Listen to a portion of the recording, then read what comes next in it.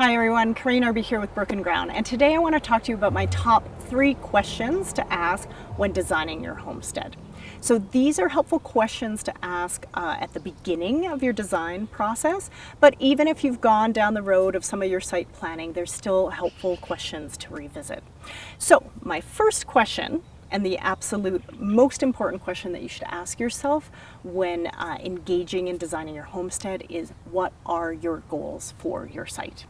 In other words, why'd you buy this piece of land in the first place?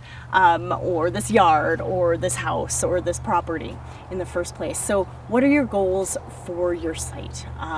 Is it that you want summer season vegetables and a chance for your kids to enjoy the garden, to learn from the garden? Or is it that you're going for like 90% self-reliance?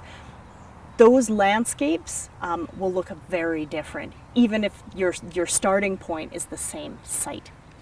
So your goals are super important. Give yourself some time to craft what I call a statement of purpose for your site. So for example, a statement of purpose could be, on our site, we are a cold climate permaculture demonstration site that inspires and educates people how to grow their own food, while at the same time affording us a level of self-reliance. That's our statement of purpose. So when I have, over the past 10 years, made decisions about what to put in, when to put it in, how much time and energy and budget to dedicate to it, I always come back to that goal. Should I put a fence around a good portion of our 3/4 acre lot? Probably, if I'm trying to be a cold climate demonstration site and we have a bunch of deer that come through this area. Should I, should I put in a greenhouse? Yeah, if I want a level of self-reliance for my family and I live in a cold climate where we have a short growing season, should probably have a greenhouse. If you're just looking for summer season vegetables, that's probably not as important. Probably not as important to fence your entire property.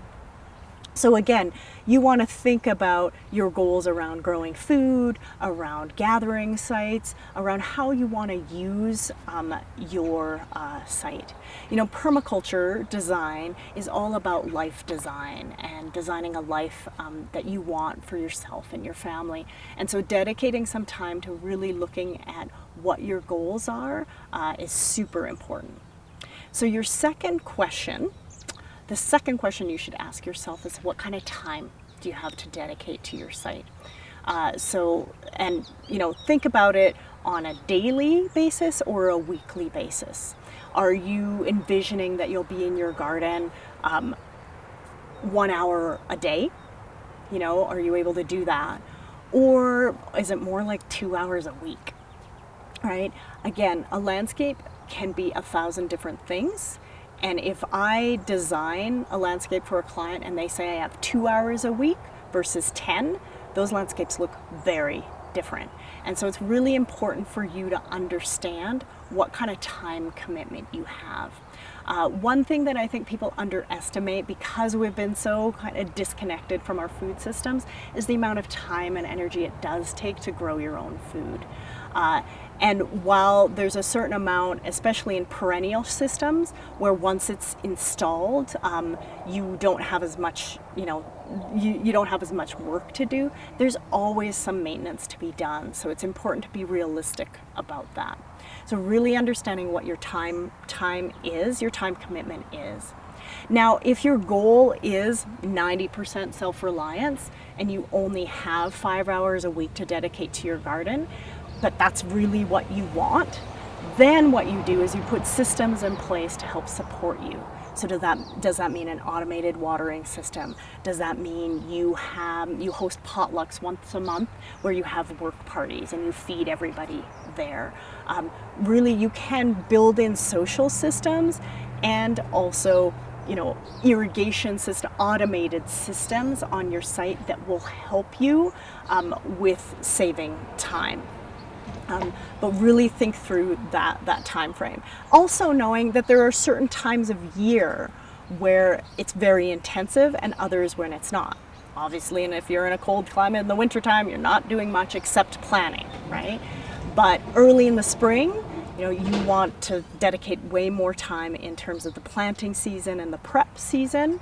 And then during the growing season, in July, not as much time, right? There's just some maintenance. And especially if you have things on automation, then you'll have a lot less time in the garden. But then of course there's the harvest season too. So the planting and the harvest seasons are highly intensive, right? So understanding that for those time frames, maybe you do have extra work parties. Maybe you do, if you can, take a little bit of time off of work, right? Or maybe you understand that you won't be going away on the weekends or doing stuff like that. So again, it's just important to be realistic about that and understand the time that it takes. So that's the second question. The third question is what type of budget do you have for implementation? So you don't necessarily want to let your budget dictate your hopes and dreams for the future, because that budget can come over time. But you do also, again, want to be a little bit realistic about what kind of landscape you put in based on the type of budget that you have. Of course, things like plants are, especially if they're gifted to you by friends and neighbors, those are the least expensive of your site plan, right? Usually it's things around infrastructure and hardscaping that cost money. So if you do need to build any structures, or if you are having any kind of hardscape in your landscape, those are the things, or fencing, those are things that typically cost money. And so if you do have some sizable chunk of money at the beginning, you would want to dedicate that to infrastructure, because plants, of course, are a lot less costly. So the budget also determines your timeline for implementation. So depending on how much of a budget you have, that timeline for implementation might be anywhere from 2 to 3 to 5 years. And in fact, I actually suggest that you never put in a landscape within 2 years, because it's too overwhelming.